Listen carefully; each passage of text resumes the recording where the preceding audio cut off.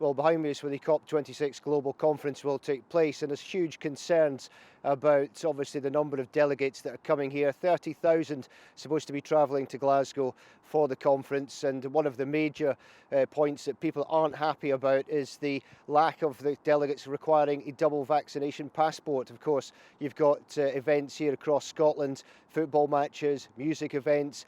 We've heard from nightclub owners as well who've said that obviously they have to have people double vaccinated to come into their premises and checking at the moment, which is causing a lot of problems, and certainly obviously during a grace period at the moment until the 18th of October. However, a lot of people very, very concerned about the number of delegates coming here, not having the double vaccination passport and simply having to have obviously a PCR, a lateral flow test, in order to come to the conference. So that's upset a lot of people, and certainly a number of people have had their views on this.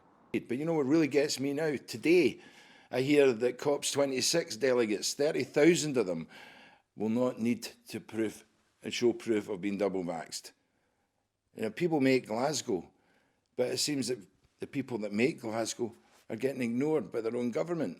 That is terrible, that the delegates coming in across around the world, and we all want the COP26 to be a great success, they do not have to apply to the same standards as the people of Glasgow or the people of Scotland, and that is wrong.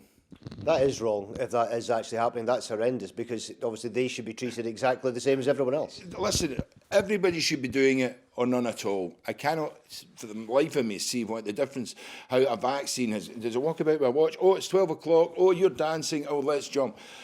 It doesn't. Of course it does. It doesn't. There's no science backing this up. There's no data backing this up. And we've seen this before. We saw it, the background music ban. Of course, the virus only spread when the music turned up. Absolutely ridiculous. I mean, where are they thinking this up? Where are they dreaming it up?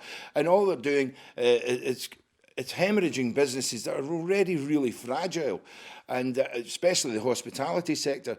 Yeah, well, as you can hear, a lot of people very, very unhappy about the situation. You have to say, you kind of understand the point. The other part of this, of course, is that the Scottish Government have come out and said that they are looking for people to put up delegates in their homes. And you look at, obviously, the COVID rates as well, and the fact that these delegates are coming here and not being double vaccinated, or certainly don't have to prove that before they come here as part of their visa.